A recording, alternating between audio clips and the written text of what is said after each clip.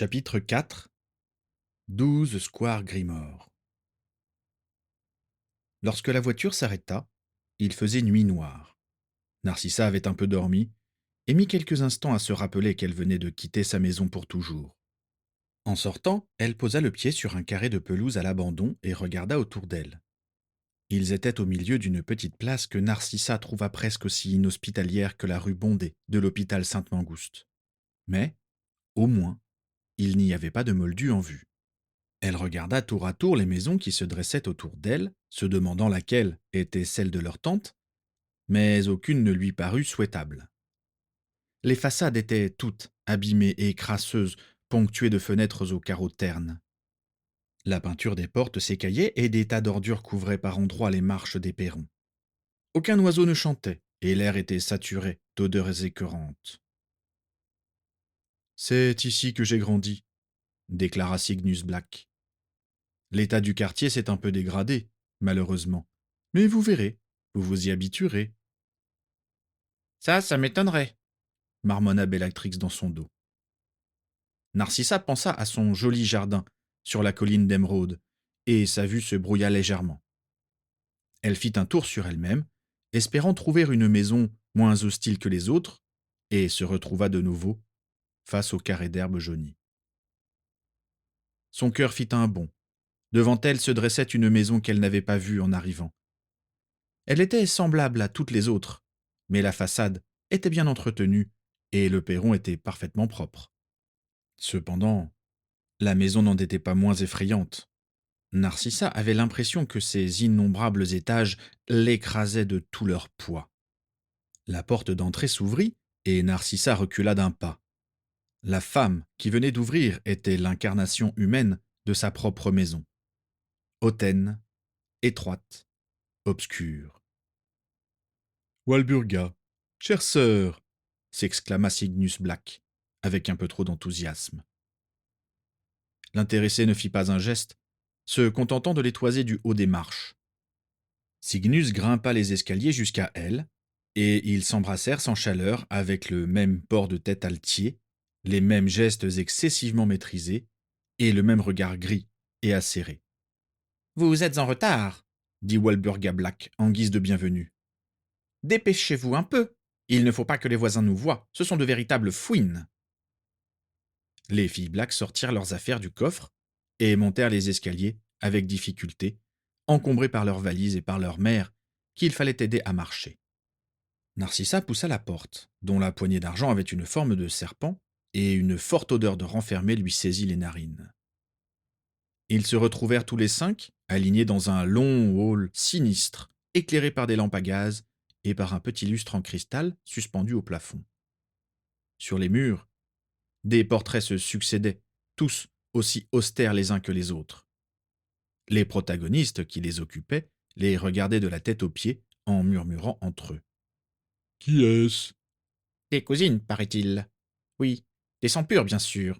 Sinon, jamais Walburga ne les aurait laissés entrer ici. »« Cet homme-là, n'est-ce pas ce cher Cygnus ?»« Bien si, ce petit chérubin, comme il a grandi. »« Oui, il a fière allure, quel beau costume. » « En revanche, son épouse a très mauvaise mine. »« Son épouse ?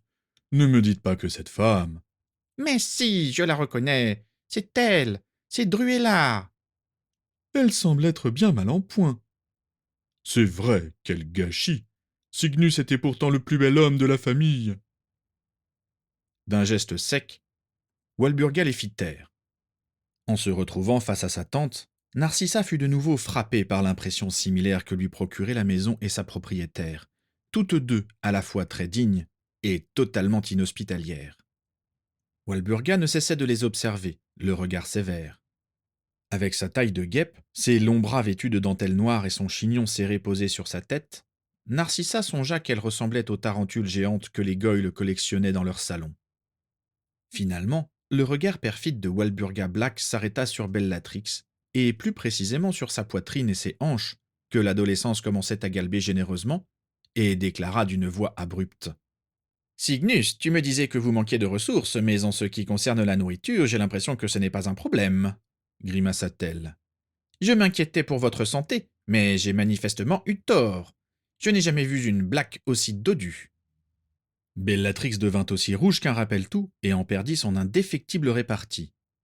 Androméda et Narcissa échangèrent un regard désespéré, et Cygnus eut un petit rire gêné. Heureusement, à ce moment-là, une bonne surprise vint à leur rencontre en sautillant, un grand sourire aux lèvres. « Sirius, veux-tu te tenir correctement ?» le réprimanda Walburga. « Tu devrais être couché à cette heure. »« Bonjour les cousines !» dit Sirius sans l'écouter, manifestement enchanté de voir un peu d'animation s'introduire dans sa maison. Narcissa lui sourit aimablement et lui fit un petit signe de la main, ravi de voir quelqu'un qui leur manifeste de la sympathie. Leur tante, sans leur laisser le temps de faire plus ample connaissance, leur fit signe de la suivre et passa derrière une porte noire, ornée d'une autre poignée en forme de serpent. Dès que les adultes eurent le dos tourné, Sirius tira sur la robe de Narcissa. « Psst, t'as quel âge toi ?»« 9 ans, et toi ?» Il lui fit un grand sourire, déjà partiellement édenté, et brandit fièrement les 5 doigts de sa main droite. « Presque 5. C'est toi la plus petite ?»« Oui. Moi je suis le plus grand. » Son sourire s'élargit encore. « Viens, je te montre ma maison, » dit-il en la tirant par la main. Narcissa se laissa guider avec joie et se sentit un peu plus légère. Sirius avait également les cheveux noirs et bouclés, et des yeux gris, comme ses sœurs. Grâce à lui, au moins, elle ne serait pas dépaysée. Ils suivirent le reste de la troupe en passant derrière la porte noire.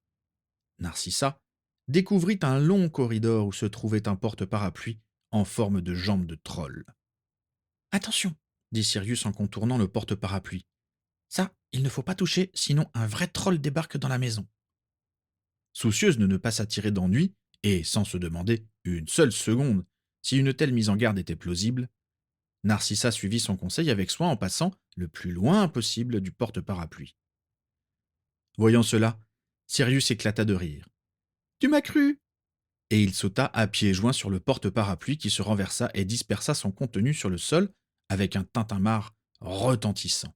« Sirius !» fit la voix stridente de Walburga dans la cage d'escalier. « Qu'est-ce que c'est que ce vacarme? Tu vas réveiller ton frère !»« Oui, mais tout va bien, je t'assure, c'est créature qui fait tout tomber. »« Je suis en haut, espèce de chenapan !» répliqua une voix grinçante qui venait des étages supérieurs. Sirius remit précipitamment les objets en place dans le porte-parapluie et s'élança dans les escaliers obscurs. Au-dessus des premières marches, une statue de pierre dont le buste était fixé au mur regardait Narcissa avec insistance et la suivit du regard pendant qu'elle s'engageait dans l'escalier. Narcissa s'empressa de suivre Sirius en se cramponnant à la rampe pour ne pas s'approcher du mur. Celui-ci était orné de têtes d'elfes réduites, clouées à des plaques. Toutes avaient le même nez semblable à un groin. « C'est une tradition dans la famille, » lui chuchota Sirius. « Quand un elfe de maison devient trop vieux pour nous servir, on le met là. Des gueux, non? Enfin, en tout cas, j'ai hâte que Créature connaisse le même sort. »« Qui est Créature ?»« Notre elfe de maison. Tu le reconnaîtras facilement, c'est un vieux truc tout fripé, avec le même nez que ses ancêtres, cette espèce de groin moche comme tout. » Au premier étage, et ils passèrent devant un salon aux murs vert olive, des armoires vitrées remplies d'objets inquiétants, et une grande tapisserie brodée de fils d'or qui portait le nom de leur famille. La noble et très ancienne maison des Black, toujours pure. D'innombrables portraits finement dessinés, affublés du nom des Black, recouvraient l'ensemble de la tapisserie. On voyait que la pièce était entretenue avec soin et agencée de manière à ce que tous les sièges soient tournés vers la tapisserie. Cette vision réconforta quelque peu Narcissa. Malgré la situation délicate dans laquelle elle se trouvait, son nom de famille serait toujours une inépuisable source de fierté. Sur le palier, Walburga s'entretenait à voix basse avec Cygnus. Androméda, Bellatrix et leur mère étaient arrêtés devant une chambre sinistre, aussi petite qu'elle était haute de plafond. En réalité, elle ressemblait davantage à un placard poussiéreux. Contrairement aux autres pièces de la maison, on voyait que le ménage n'avait pas été fait depuis longtemps. Un matelas au drap jauni avait négligemment été posé entre deux petits lits jumeaux, ne laissant aucune place pour les jeux ou la fantaisie.